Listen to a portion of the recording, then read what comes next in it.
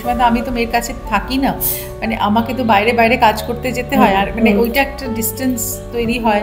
আমাদের চারিপাশে পৃথিবীটা এত বদলে গেছে, এত খারাপ হয়ে গেছে যে সেখানে একটা বাচ্চা মেয়ের নিরাপত্তা এখন আর নিরাপদ জায়গায় নেই। মেয়ে বলে যে মা দাদার ব্যাপারে মা কিছু সেরকম বলে না, সব আমাকে বললাম যে না আমি দাদার ব্যাপারেও প্রচণ্ড বলি, তোমাকেও বলবো, বা দুজনেই আমার কাছে সমান। অঙ্কন যেরকম আমার প্রথম সন্তান, তো অবশ্যই একটা মানে ওর প্রতি একটা একটু অধিকার বোধটা একটুখানি বেশি হয় আমার। এটা একটা ভালো কি বলবো মানে মানে শিক্ষা যে তোমাকে একটা বাজেটের মধ্যে তোমাকে থাকতে হবে, কিন্তু তুমি ওভার বাজেট করতে পারবে না। কারণ তুমি নিজে আর্ন করবে তখন তুমি তোমার তুমি নিজে যখন করবে তখন করো, কিন্তু এখন তোমাকে বাজেটের মধ্যে এই কারণে থাকতে হবে যে তোমাকে জানতে হবে যে এইটুকুর মধ্যে কিভাবে তোমার সবকিছুকে চালাতে হবে। ঋতুদি, একটা ঘটনা কি চলছে তুমি জানো এখন? অনুরেখা, তুমি নাম নিশ্চয়ই শুনেছো, ওর মেয়ের সঙ্গে কি হয়েছে তুমি নিশ্চয়ই জানো। কি কি ঘটনা তুমি কিছু বুঝতে পারছো? কি নাম করা কাটনিস, ওনাকে কিরকম হ্যাপি হচ্ছে, কি অবস্থা ভাবো ওনার মেয়েটার। এরকম অনুরেখারা তো কত আছে যাদের মেয়েরা হারিয়ে যায় এভাবে, তাদের কি হয় বলতো? আমরা রোজ এরকম অনুরেখাদের দেখি, যে অনুরেখারা তার মেয়েদের জন্য লড়াই করে যাচ্ছে, কিন্তু কোনো উত্তর তারা পায় না। সেই অনুরেখাই আমি, যে বোঝো কাণ্ড, পাশেই অনুরেখাকে নিয়ে চলছে কথাবার্তা, এবার আমি ঋতুদিকে এসে অনুরেখাকে নিয়েই আমি বলছি, পাশেই অনুরেখা রয়েছে। সেটাই বলছিলাম যে সেরকমই এক অনুরেখা আমি, মানে আমার এই যে রিসেন্ট ছবিটা আসছে যার নাম ম্যাডাম সেনগুপ্তা, সেই অনুরেখা তার মায়ের মানে অনুরেখা তার মেয়ের মানে অন্তর্ধান বল, খুন বল, মানে সেটা বের করার জন্য উঠে পড়ে লেগেছে, বের করার জন্য, সেটা সন্ধান করার জন্য হঠাৎ করে সে সিদ্ধান্ত নেয় যে সেই সন্ধান করবে, মানে আর সব কিছুর উপরে মানে আস্থা চলে গেছিল, কিন্তু সেই মানে সন্ধান করার জায়গায় নিজেকে রাখে যে মায়ের থেকে বড় সন্ধান কেউ করতে পারে না। স্বাভাবিক, মা তো মাই হয়, মানে এটা বোধহয় তোমার ক্ষেত্রেও তাই, যে তুমি কতটা সেন্সিটিভ, তুমি নিজে মা, তোমার এক মেয়ে এক ছেলে, তো সেক্ষেত্রে দাঁড়িয়ে তুমি কতটা সেন্সিটিভ এই ইস্যুটা, এইটা পার্টিকুলার ছবিটা করতে গিয়ে এক্স্যাক্টলি তোমার ভিতরে কি কি ফিল হয়েছে? আমার ভিতরে অনেক রকম ফিলিংস হয়েছে। প্রথমত তো মা মেয়ের সম্পর্কের ভেতরে মানে অনেক কিছু ইকুয়েশনস আছে যেগুলো কাজ করতে থাকে। একটা তো মা তো সেলফলেসলি সন্তানকে দিতে থাকে, কিন্তু সন্তানের হয়তো কিছু রিজার্ভেশনস কখনো থাকে, মাকে অতটা সে ভালো করে অ্যাকসেপ্ট করতে পারে, আবার কখনো পারে না। তো মায়ের সঙ্গে তো একটা জেনারেশনের গ্যাপ থাকে, তার দ্বন্দ্ব থাকে, তো অনেক কিছু থাকে। সেইভাবেই এই গল্পটাও এগোচ্ছিল, যেখানে একটা নিঃস্বার্থ মা, একটা খুব ফুটফুটে বাচ্চা, তার বড় হওয়া, তারপর বড় হওয়ার পরে কিছু চেঞ্জেস, তারপর তার মার জীবনের সংগ্রাম, তারপরে একটা সিম্পল মাদার থেকে সে আস্তে আস্তে কার্টুনিস্ট হয়, কার্টুনিস্ট থেকে সে একজন মা হিসেবে একজন ইনভেস্টিগেটরের কাজ করে। তো অনেকগুলো শেডস আছে এই ছবিতে। এবং তবে যেটা কনস্ট্যান্ট এই ছবিতে, যেটা মূল বক্তব্য, যে মায়ের লড়াইটা, মানে মায়ের দুঃখ, মার কষ্ট, বা মার যে মানে বুকটা বিদীর্ণ হয়ে যাচ্ছে তার মেয়ে আর নেই এটা ভেবে, এইটা বোধহয় আমার ধারণা অনেক মায়ের মধ্যে দিয়ে যাচ্ছে, যাদের মেয়েদের মানে কখনো সন্ধান পাচ্ছে না, বা কখনো তারা খুন হয়ে গেছে, কখনো রেপ ভিকটিম হয়েছে, কখনো তাদের রেপ অ্যান্ড মার্ডার হয়েছে। তো আমার মনে হয় যে বা অ্যাবডাক্টেড হয়েছে, বা উইমেন ট্রাফিকিং হয়ে গেছে, মানে এই মাদের কান্না বোধহয় আমরা শুনতে পাই না, মানে তারা মানে কাঁদতে কাঁদতে বোধহয় তারা মানে পাথর হয়ে গেছে এখন। তো এই যে মার যে কোয়েস্টটা, সেটা পুরোটার মধ্যেই আছে সিনেমাটার মধ্যে, এবং তার সাথে সাথে একটা টান সাসপেন্স আছে, এবং আবোল তাবোলে মোড়া একটা হত্যা রহস্য আছে। হ্যাঁ, আমি এটাই জানা যে আবোল তাবোল এখানে কিভাবে কানেক্ট হচ্ছে। আমি জানি যে 6টা এরকম আবোল তাবোলের কিছু কিছু কবিতা রয়েছে যেটা দিয়ে কানেক্ট হচ্ছে, কি একটু কি তুমি কিছু বলতে পারবে ওটার বিষয়টা আবোল নিয়ে? তাবোলটা আমাদের খুব ছোটবেলার মানে ছড়া এবং বড় হয়ে ওঠা, কিন্তু আবোল তাবোলের না খুব ইন্টারেস্টিং কিছু ইন্টারপ্রিটেশন আছে যেইটা এই ছবিতে পাওয়া যাবে, এবং সেটা আমার মনে হয় যে আমাদের যে ইয়াং জেনারেশন আছে যারা অত আবোল তাবোল হয়তো পড়েনি, এই সিনেমার মাধ্যমে কিন্তু আবোল তাবোল একটা খুব বড় মানে ভূমিকা পালন করবে, মানে একদম। এবং মানে বলে না যে পুরনো কিছুর মানে নতুন মোড়কে পুরনো একটা মানে যেটা খুবই আমাদের লেগেসি সেটাকে প্রেজেন্ট করা। তো এই আমার মনে হয় আবোল তাবোল আমাদের তো একটা মানে লেগেসি, একটা হেরিটেজ। তো ওই জায়গাটা আমার মনে হয় যে একটা দারুণ মানে কিছু তাদের আবোল তাবোল একটা দারুণ একটা রেজোনেন্স ক্রিয়েট করবে, একটা খুব সুন্দর মানে কমিউনিকেশন ক্রিয়েট করবে। তো এইটা আমার মনে হয় যেটা খুবই ইম্পর্ট্যান্ট। তো আবোল তাবোল তো আমাদের মানে আবোল তাবোল তো আমরা ছোটোবেলায় পড়ে বড় হয়েছি, এবং যারা পড়েনি তারা ওই সূক্ষ্ম সূক্ষ্ম জিনিসগুলো হয়তো এখনও ঠিক মানে অনুধাবন করতে পারবে না, কিন্তু এই ছবিটা দেখার পরে হয়তো তারা উপলব্ধি করতে পারবে। সেটা একদম, সেটা আমারও তাই বিশ্বাস। আচ্ছা, এখানে তো মানে মেয়ে এবং মায়ের একটা ইকুয়েশন দেখানো হয়েছে। তুমি এক্স্যাক্টলি মেয়েকে নিয়ে কোন ভয়টা ভীষণভাবে পাও? এরকম কোনো ভয় আছে যেটা মেয়েকে নিয়ে ভীষণভাবে তুমি চিন্তায় থাকো? আসলে হ্যাঁ, অনেক সময় মনে হয় যে মেয়েরা এখন বড় হচ্ছে, তাদের আরও প্রোটেকশন দেওয়াটা দরকার, কারণ মানে তারা নিজেরা কতটা নিজেদেরকে প্রোটেক্ট করতে পারবে সেই কথাটা আমার মাঝে মাঝে মনে হয়। তুমি তো মানে তোমার মেয়ে, তোমার এই টেনশনটা কেন হয়? কারণ অনেক সময় আমার মেয়ে, অনেক সময় তো আমি তো মেয়ের কাছে থাকি না, মানে আমাকে তো বাইরে বাইরে কাজ করতে যেতে হয়, আর মানে ওইটা একটা ডিস্টেন্স তৈরি হয় যেখানে মানে আমি প্রত্যেক মুহূর্তে হয়তো মনিটর করতে পারি না।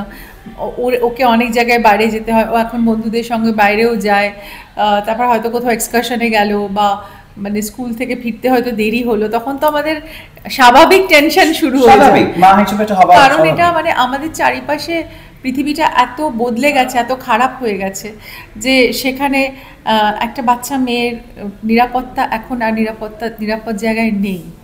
তো সেই জন্য আমার সবসময় মনে হয় যে সে তার নিজে দায়িত্ব নিতে পারছে, তো সে তাকে নিজেকে প্রোটেক্ট করতে পারবে। তো তাই জন্য আমরা মানে ওদের মানে ক্লাসেও মানে স্কুলেও এখন মানে সেলফ ডিফেন্স ক্লাস করায়, তারপরে মানে অনেক কিছু সম্বন্ধে আলোচনা হয় যেখানে তাদের অবগত করা হয় যে মানে হোয়াট মানে can be the best possible defence তোমাদের যদি কেউ অ্যাটাক করে, বা তোমাদের নিজেকে কীভাবে প্রোটেক্ট করবে।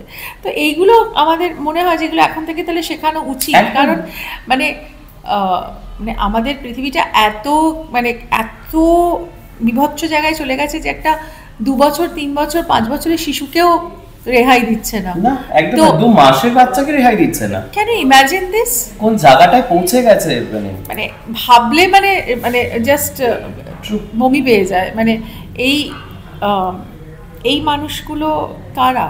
এই মানুষগুলো তো মানে এই মানুষগুলো অসুস্থ, এই মানুষগুলোর কোনো মানে সেই অসুস্থ মানুষের মানে নাম্বারসগুলো বেড়েই চলেছে রোজ, এবং আমরা রোজই শুনছি আরও অনেক সংখ্যা বেড়ে যাচ্ছে এরকম।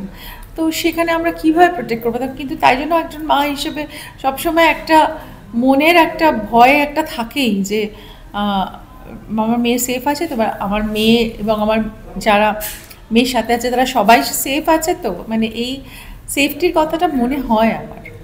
তোমার কি এটা কোনো সময় ভীষণভাবে গ্রাস করে আমার মেয়ে কাদের সাথে মিশছে, এবং যে টিপিক্যাল মা যেটা হওয়া, যেরকম মায়েদের আমি দেখেছি, যেমন মাকে তুমি যে দেখেছো, তুমি কি ঠিক ওরকমই টিপিক্যাল মা? মানে দরকার পড়লে আমি দিয়েছি চুলের মুঠি ধরে বা এরকম, তুমি কি ওরকম নাকি না? ইটস বিকিং very friendly with your kids. আমার ফ্রেন্ডলি মানে কি বলতো, ফ্রেন্ডলি হওয়া ভালো, বাচ্চাদের সাথে ওভার ফ্রেন্ডলি হওয়া ভালো না।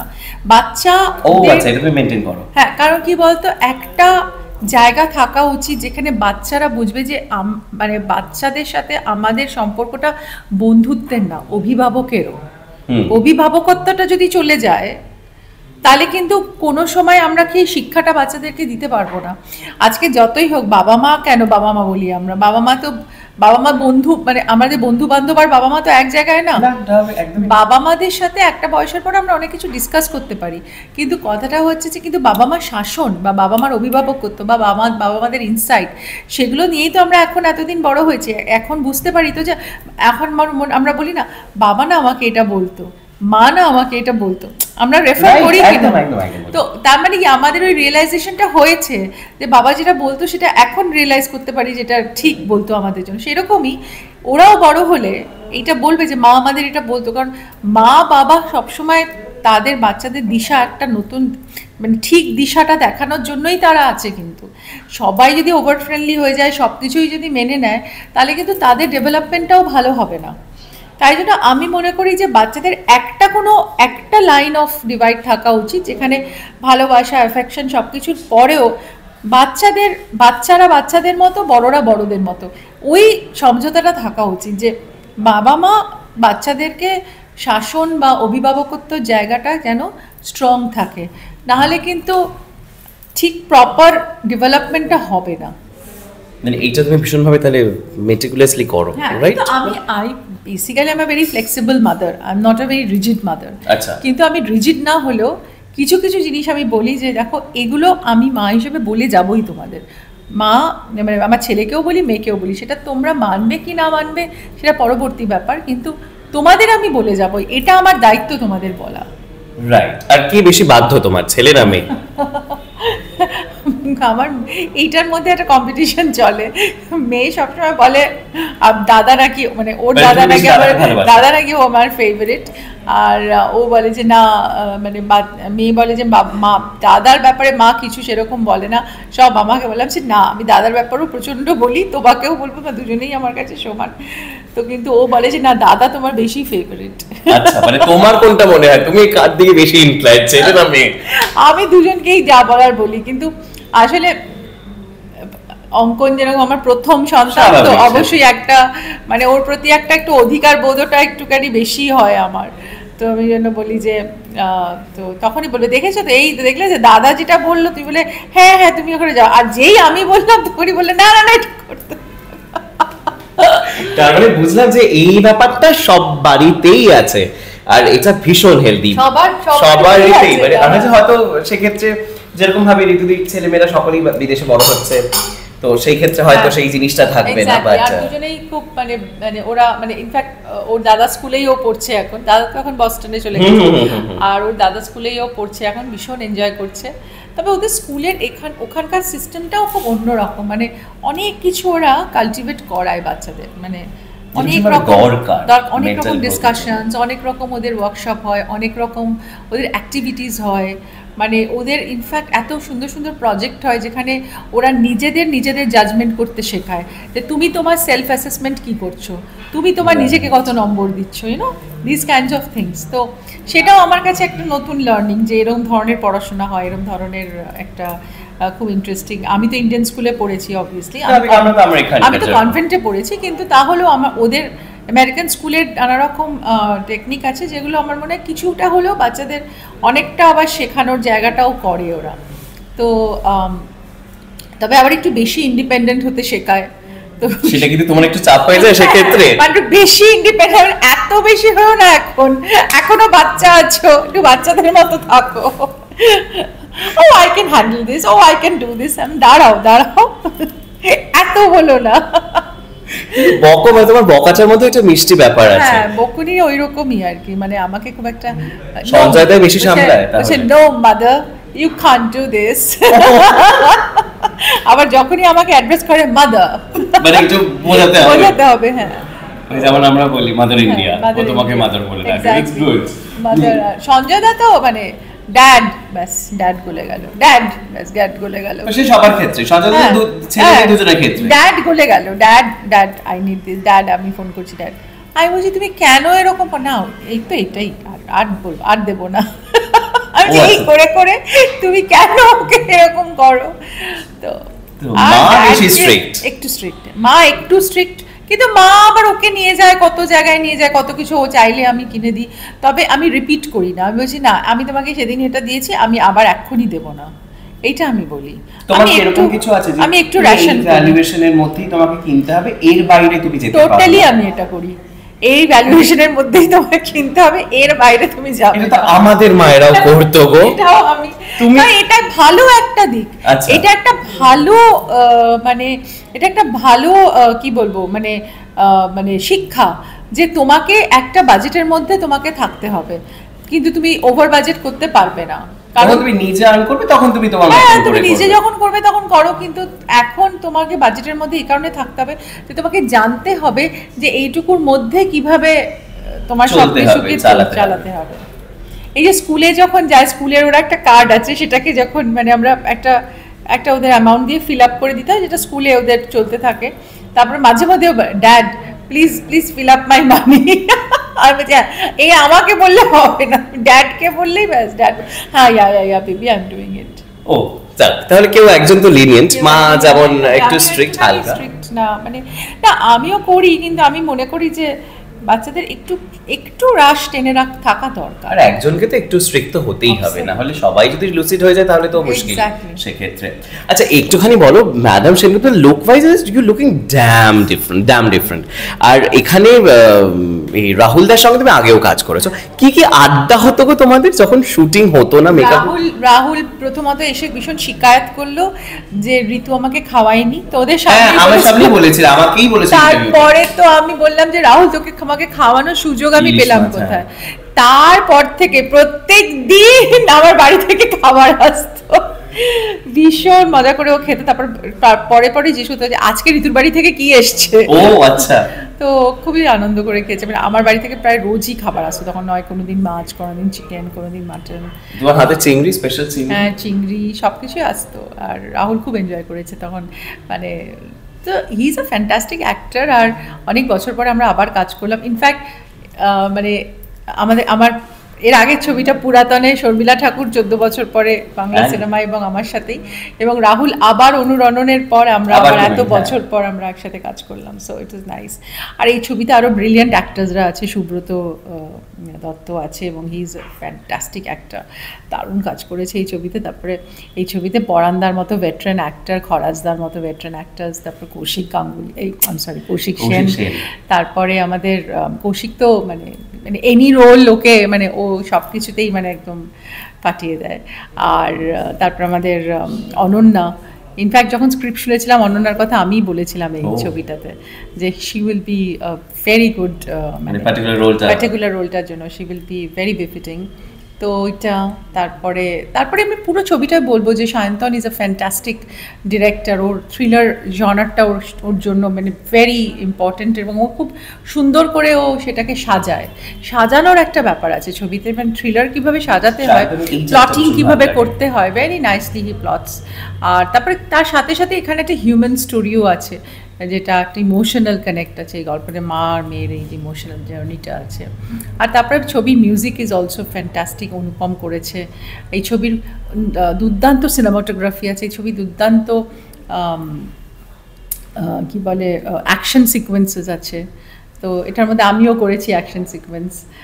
আর এই ছবিটা মানে অনেকগুলো ফ্লেভার আছে এই ছবিতে, যেটা আমার মনে হয় যে লোকে ভীষণ এনজয় করবে। আচ্ছা ঋতুদি, এতগুলো বছর তুমি ইন্ডাস্ট্রিতে, এই ছবিতে অবভিয়াসলি মানে এটা তো অ্যাজ ইউজুয়াল থাকবেই, সেটা অনুপমের মিউজিক, আর শিল্পারাও প্রথম গান গেয়েছে বাংলা, এগুলো আমাদের কাছে পাও না সেক্ষেত্রে। আচ্ছা একটু বলো, এতগুলো বছর ঋতুদি তুমি ইন্ডাস্ট্রিতে কাটিয়ে ফেলেছো, সবাই কি তোমার বন্ধু মনে করো? সবাইকে আমার সঙ্গে সবারই মোটামুটি একটা ভালো সখ্যতা আছে। আমি কাউকে আমি কাউকে বন্ধুর মানে বন্ধু না মনে করি না, মানে শত্রু বলবো না, আমি শত্রু বলছি না, বন্ধু না মনে করি না। আমি সবার সঙ্গে আমার একটা সুন্দর সখ্যতা আছে, এবং আমি সেটা মনে করি যে সেই সখ্যতাটা আমার মানে আমি সেটাকে খুব পজিটিভলি নিই। আর এই যে টিকে থাকা ইন্ডাস্ট্রিতে এখন তো মানে তৈরি হয় না সেই অর্থে, এইটা কি করে হয়, মানে এই কেমিস্ট্রিটা বা কি এক্স্যাক্টলি কাজ করে যেটা টিকে থাকবে? দেখো, টিকে থাকা কথাটা আমি ঠিক করি না। আমি মনে করি যে যেই মানুষটা তাকে নিজেকে সবসময় আপগ্রেড করছে, তার নিজের কাজটাকে সবসময় এক লেভেল থেকে আরেকটা লেভেলে নিয়ে যাওয়ার চেষ্টা করছে, ভালো কাজের কম্বিনেশন বানাচ্ছে, ভালো নিজের ফোকাস বাড়াচ্ছে, বা অন্য কাজকে কিভাবে সে একটা নতুনভাবে প্রেজেন্ট করছে, মানে অন্য রকম কাজকে প্রেজেন্ট করছে, তো সেইটা না একটা কন্টিনিউয়াস প্রসেস। তো এই প্রসেসটার মধ্যে দিয়ে সবাইকেই যেতে হয়। সেই প্রসেসটা কে কতটা ইম্পর্টেন্স দিয়ে তার জীবনে সেটাকে মানে তার প্রফেশনের ক্ষেত্রে সে কিভাবে সে সেটাকে অ্যাপ্লাই করবে, that is the trick and Okay. That is the magic. তো অবভিয়াসলি আমি সবসময় চেষ্টা করি যে নিজেকে নতুনভাবে ইনোভেট করা, বা নতুন সাবজেক্ট, নতুন ডিরেক্টর, নতুনভাবে নতুন সব কিছুকে আমি একটুখানি সর্ট অফ কী বলবো কালচার করতে থাকি, বিভিন্ন স্ক্রিপ্ট শুনতে থাকি, বিভিন্ন কনসেপ্ট পড়তে থাকি। তো ফলে সেখানে আমার মনে হয় যে সেখানে I also try to make effort. Okay, মানে আমার ওই মানে when I make an effort, তখনই আমি এফার্টটা যতক্ষণ বেশি দেব তখন তার থেকেই ভালো কিছু উঠে আসবে না। বাট আমি কোনোদিন এফার্ট ছাড়া কিছু করিনি। I don't know any shortcuts, so I have always gone through that way, যেখানে অবভিয়াসলি আমাকে হার্ডশিপস, হার্ডলস ক্রস করতে হয়। Hurdles, cuts, bruises. তো আমি জানি ওই কাটস অ্যান্ড ব্রুজেসটাকে আবার মলম দিয়ে ঠিক করে আবার এগোবো। কিন্তু কাটস অ্যান্ড ব্রুজেস তোমাকে নিতেই হবে। যদি কাটস অ্যান্ড ব্রুজেস তুমি না নাও, it's not a cakewalk. Obviously অনেকের অনেক ইনফ্লুয়েন্স থাকে, তারা অনেক বড় ছত্র ছায়ার মধ্যে থাকে, হয়তো সেখানে তারা পারে। কারণ আমার কোনো ছত্র ছায়া নেই। I have been always a person who have done it all by myself, of course with the assistance of some great people যারা আমাকে নিয়ে ছবি করেছে, বা আমাকে অনেক ডিরেক্টর, প্রডিউসার যারা আমাকে নিয়ে ভেবেছে, কাজ করেছে, যারা আমাকে কাস্ট করেছে। তো I am very indebted to them and still now. তো কিন্তু তাহলেও আমার জার্নিটা তো অবশ্যই একটা সংঘর্ষের। একদম। আর সেটা শুধু নয়, তুমি এবং বুম্বাদা এবং তুমি, মানে এটা না মানে একটা পরিপূরক। মানে এই যে এই পার্টিকুলার জুটিটা এখনো রেলিভেন্ট, মানুষের কাছে এখনো অদ্ভুত, মানুষ গ্লিউড হয়ে দেখে। এবং তুমি একটা কথা ভাবো, রিসেন্টলি তোমাদের শ্বশুরবাড়ি জিন্দাবাদ যে ছবিটি রিলিজ করলো, তার অদ্ভুত ক্রেজ, মানুষ এক রিল বানানো শুরু হয়েছে, আবার দ্যাটস ট্রেন্ডিং। অ্যাবসলিউটলি, বিকজ ওটাই একটা মানে মানে বিভৎস একটা বন্ডিং, একটা কানেকশন, মানে আমার মনে হয় বাঙালি দর্শক অনুভব করে এই পেয়ারটার সাথে। যেটা আমি বলছিলাম সেদিকে, যে এত বছর ধরে এটা লালন পালন করেছে এই পেয়ারটা, 15 বছর পরেও ওই অবসেশন, 15 বছর পরে যখন আবার যখন তোমরা ফিরলে, সেটাই মানে সেই অবসেশন। আবার 2 বছর পরে যখন করেছি দৃষ্টিকোণ, অবসেশন। আবার 2 বছর পরে, যখন 3 বছর পরে, বেশ অনেকটা সময় কেটে গেছে দৃষ্টিকোণ পরে, প্রায় 5 বছর পরে আবার যখন আমরা এই ছবিটা করলাম অযোগ্য, তখন অবসেশন। প্রথম দিনই 40টা শো হাউসফুল। কোন পেয়ারের 25 বছর পরে একটা ছবি রিলিজ হচ্ছে সেই উন্মাদনা, আবার ওই একই টাইম লাইনে আরেকটা ছবি রিলিজ হচ্ছে অ্যাজ আ হিরো হিরোইন, সেই উন্মাদনা। তো এটার নজির এটাই, আমার মনে হয় না এরকম কোনো নজির আছে। কি এক্স্যাক্টলি কাজ করে গো তোমাদের দুজনের কেমিস্ট্রি? কি মানে আমার এটা ভীষণ জানার, কি এমন আছে? প্রিয় দর্শকরাই বলতে পারবে। না শুধু প্রিয় দর্শক না, তোমারও কিছু একটা কারিশমা আছে। কি আছে তো একটু বলো, প্রিয় দর্শকরা বলতে পারবে। কারণ আমাদের ক্যারিশমাটা এটাই যে আমরা মানে we are very honest to our craft. আমরা দুজনে যখন ক্যামেরার সামনে দাঁড়াই, আমরা তখন সব ভুলে যাই। আমরা তখন সেই প্রেমিক প্রেমিকা হয়ে যাই, বা সেই মানুষগুলো হয়ে যাই যারা ওইখানে এক্সিস্ট করছে ওই গল্পে। তোমাদের মধ্যে প্রেম হয়নি কোনোদিন? দেখো সেইটা তো you have to keep guessing. ও বাবা বাবা, এটা নিয়ে বাবা ঋতুদি, আমি না ভাবি কি মানুষের মধ্যে প্রেম হয়নি, এদের দুজনের মধ্যে এত প্রেমের গল্প তারা দিয়েছে আমাদের, কি করে হয় গল্প দিয়েছি। প্রেমটা নিয়েই তোমরা বাস করো, অত জানতে চেও না। ও বাবা, শুধু ভেবে যাও, তুমি তোমার মতন আপন মনের মাধুরী মিশিয়ে দাও। মাধুরী মিশিয়ে দাও, keep guessing, generations keep guessing. আরে সত্যি জেনারেশনস আফটার জেনারেশনস তোমাকে নিয়ে রিসার্চ করবে, তুমি সেটা জানো? করুক না, একটু করে কিছু বার করলে ভালো আছে। মানে এই দুজনের মধ্যে মানে ম্যাটনি কুইন এখনো অবধি একই রকম ভাবে গ্রামের মানুষ টিভিতে যদি কোনো একটা ছবি দেখানো হয়, তোমার গান দেখলে গ্লিউড হয়ে বসে ঋতুদি। এখন তৈরি হলো না, কেন তৈরি হলো না তোমাকে এটা মনে হয়? তোমাদের মতন পেয়ার কেন আর নেই চর্চায়? না, সেটা বলতে পারবো না। কিছু কিছু পেয়ারের একটা ম্যাজিক থাকে, সেই পেয়ারের ম্যাজিকটা আবার অন্য পেয়াররা হয়তো রিক্রিয়েট করতে পারে না। কিন্তু অনেক পেয়ারই ভালো কাজ করে, কিন্তু ওই একটা ম্যাজিক রিক্রিয়েট করার না ওটা অনেক বড় একটা জায়গা থাকে। তোমরা লিগেসি তৈরি করেছো, হ্যাঁ, পেয়ার তৈরি হয়েছে, তোমরা হ্যাঁ, ক্রিয়েটেড আমি লিগেসি। বললাম তো দর্শক এটাকে লালন পালন করেছে, মানে ইটস আ হাউসহোল্ড নেম, মানে এই দুটো মানুষকে নিয়ে মানে তারা তাদের স্বপ্ন তৈরি করেছে। তো এইটা তাই জন্যই তাদের কাছে আমাদের পেয়ারটা একটা স্বপ্নের মতো। তো ওই স্বপ্ন, দেখো মানুষ তো সারা জীবন স্বপ্ন দেখে না, তো Right. স্বপ্নের মধ্যে যখন আমরা থাকি তখন আমরা সেই স্বপ্নের পার্ট হয়ে যাই। তো সেইটাই ভাবি যে আমার মনে হয় যে প্রসেনজিৎ ঋতুপর্ণা একটা স্বপ্নের নাম। শুরুতে যখন ইন্ডাস্ট্রিতে এসেছিল তখন কোনো খারাপ কোনো হাতছানি এসেছিল তোমার কাছে, মানে I am talking about me two or something like that way, casting couch, এগুলো কোনো সময় কোনো কিছু হয়েছিল না? It's like Rituparna sir. আমি খুব একটা ফেস করিনি, তবে হ্যাঁ যদি কিছু ফেস করার কাছাকাছিও যাই সেটাকে আমি ইগনোর করে দিয়েছি totally, and I have refrained from it. মানে হ্যাঁ, মানে দেখ ডিরেক্টলি আসেনি ওরকম ভাবে তো না, মানে আমরাও তো ইন্ডাস্ট্রিতে আস্তে আস্তে বড় হয়েছে, অনেক রকম মানুষের সঙ্গে আমাদের মানে ইন্টারাকশন হয়েছে। যখনই বুঝেছি যে সেখানে ইটস নট, মানে আমাদের অ্যাপ্রোপ্রিয়েট কোনো অ্যাপ্রোচ নেই, তখনই সেখান থেকে আমি সরে এসেছি। ওকে, আর সেইটার মধ্যে আর যাইনি। তবে আমি নিজের লাইফ দিয়ে ওটা এক্সপিরিয়েন্স করিনি, সেটা বলতে পারি মানে ইন্ডাস্ট্রিতে। আচ্ছা, মানে তাহলে সেই দিক থেকে তুমি বলছো যে সেরকম কোনো কিছু নেই, কারণ আমরা যা যা ঘটনা দেখেছি বা শুনে না সত্যি এগুলো সত্যি হয়, যাদেরকে আমরা চিনি তারা এরকম করতে পারে অর সামথিং, মানে হয়তো করেছে কখনো, মানে সেটা তো মানে ইউ ক্যানট রুল আউট যে করেনি, তো নিশ্চয়ই করেছে। তাহলে মানে সেটা খুব নক্কারজনক আর কি, সেটা খুব নিকৃষ্ট একটা ভাবনা, তাই না? একদমই, এটা কি ক্রাফটের জায়গায় তুমি এগুলো কেন আনবে? তুমি তোমার ক্রেডিবিলিটিতে তুমি তোমার জায়গাটা তো মানে সেইগুলোই তো এখন মানে সবকিছু ভীষণ চেঞ্জ হয়ে যাচ্ছে। আর এই মুহূর্তে যেটা কালকে আমরা দেখলাম যে এয়ারপ্লেন ক্র্যাশ, তখন মানে আমি ঠিক করতে পারছি না, মানে এখনো সারা সময় তো ফ্লাইটেই ট্রাভেল করছো। হ্যাঁ, সারাক্ষণই। আমি তো ইনফ্যাক্ট আমি কয়েকদিন আগেই বম্বে থেকে সিঙ্গাপুরে আমি এয়ার ইন্ডিয়ার ফ্লাইটেই গেলাম। আর আমি কতবার এয়ার ইন্ডিয়াতে গেছি, মানে direct flight from Delhi two new York, Bombay two new York, মানে মানে মানে কনভিনিয়েন্ট টাইমিং, মানে এয়ার ইন্ডিয়া অনেক ইউজ করেছি রিসেন্টলি, মানে এয়ার ইন্ডিয়া ফ্লাইটগুলো খুব ভালো হচ্ছিল এখন, মানে কিন্তু মানে ডেভাস্টেটিং, মানে আমি জানি না এটাকে কিভাবে মানে করব, মানে খুব, তাই ভাবি যে জীবনের কোনো সার্টেনিটি নেই, মানে আজ আছি কাল নেই, কি জানি কত মানুষ বেঘরে প্রাণ দিল। সত্যি তাই, কেউ খাচ্ছিল তারা জানেই না যে তার কিছুক্ষণ পরে তারা থাকবে না, চলে যাবে। আচ্ছা, আগে ভীষণ সিরিয়াস হয়ে গেল, আবার টপিকটা আবার ফেরত আসি, সেটা হচ্ছে ঋতুদীপ, আমরা এটা শুনতে পাচ্ছি তুমি ডেবিউ করছো on that also on OTT it's Hindi.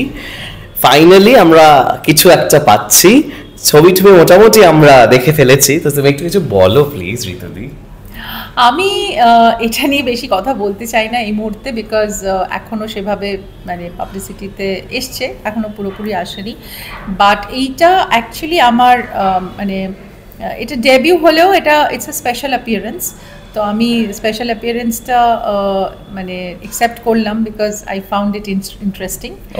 আর এটা হবে, মানে নিশ্চয়ই যখন আসবো আমি তখন নিশ্চয়ই দেখতে পাবে, এবং হোপফুলি সবাই মানে লাইকও করবে।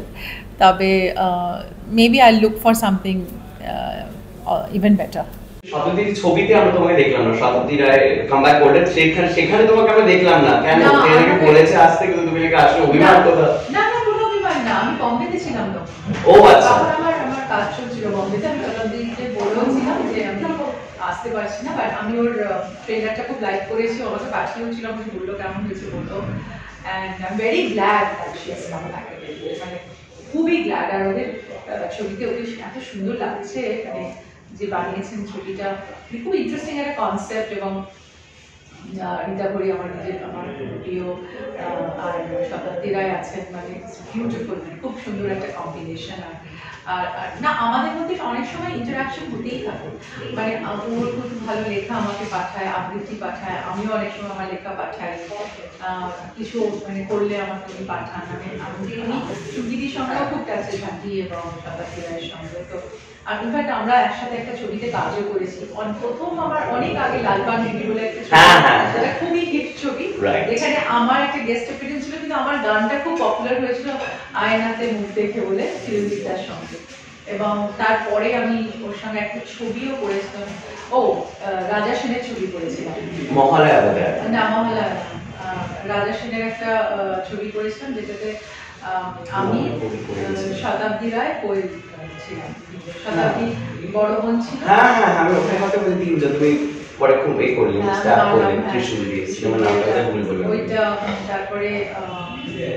তারপরে আমি ওর ডিরেকশনে কাজ করেছি ওম শান্তি। তো আমার সঙ্গে ওর খুবই সুন্দর একটা সম্পর্ক এবং আমি খুব খুশি হয়েছি যে she has come back again, আর আমি চাইবো আরো কাজ করতে।